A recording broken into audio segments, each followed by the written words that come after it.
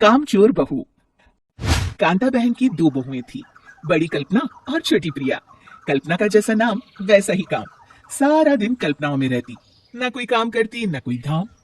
अरे कल्पना बहू, जरा अच्छी सी चटनी पीस दे, आज कुछ मजेदार खाने का मन है।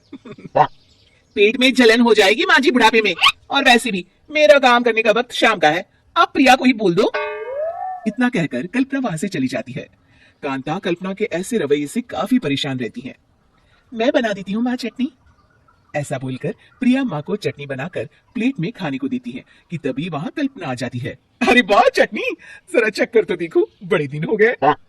अरे नहीं बहू, तू तो रहने ही दे चटनी खाना, पेट में जलन हो जाएगी। इतना कहकर कांता और प्रिया दोनों हंसने लगते हैं। कल्पना सारा दिन या तो मोबाइल में यूट्यूब देखती या फिर सोती रहती। उसका कमरा भी बिखरा और गंदा रहता।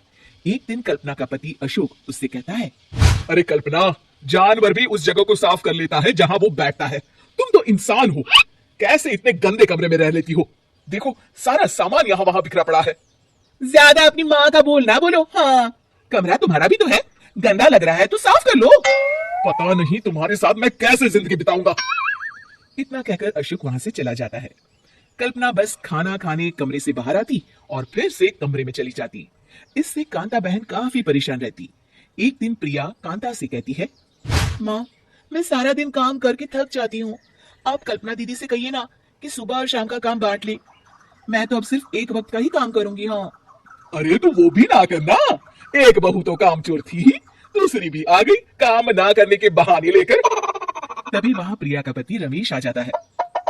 माँ, मैं देख रहा हूँ भाभी कोई काम नहीं करती, प्रिया सारा दिन घर और रसोई का काम करती है, अब कुछ करो ना माँ। कांता मन में कुछ सोचती है और कल्पना के पास जाती है। कल्पना फोन पर मेकअप करना देख रही होती है। कल्पना, तुम सारा दिन बस मोबाइल देखती हो, घर का कोई काम भी कर लिया करो।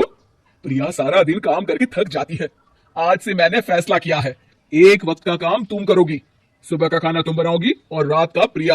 आप लोगों ने काम को हब्बा बना रखा है। अरे पता नहीं थोड़ा सा ज्यादा काम करने में आप लोग घबरा क्यों जाते हैं। और हाँ, बहुत ज्यादा प्रिया की तारीफ मत करिए मेरे सामने, बड़ी बहू तो मैं ही रहूंगी।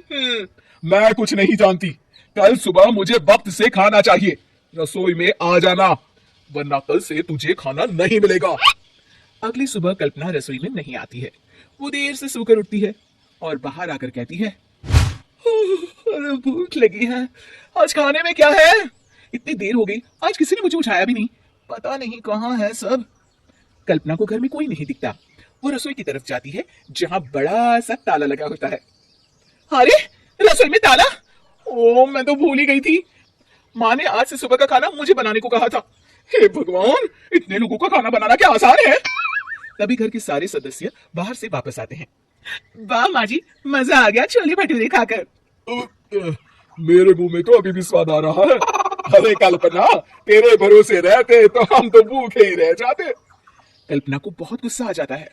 अब बहुत हो गया, आज से मैं अपनी रसोई अलग कर रही हूँ, मैं अपना खाना खुद बना लिया करूंगी। कल्पना अपनी रसोई अलग कर लेती है, पर आए दिन उसका देर से उठना और काम न करने की आदत से वो भूखी ही रह जाती थी। उसी के सामने घर के लोग अच्छे अच्छे पकवान खाते और कामचोर कल्पना को जैसे तैसे ही खाना बनाकर खाना पड़ता। पर एक दिन तो हद ही हो गई। माँ, दीदी आज सुबह से कमरे से बाहर नहीं निकली, हमें जाकर देखना चाहिए। सो रही होगी कामचोर कहीं की, पर तुम कहती हो तो चलो देख लेते हैं उसे। कल्पना कमरे में पेट पकड़कर बैठी होती है। मेरा दर्द, पेट दर्द के मारे मर रही हूं मैं।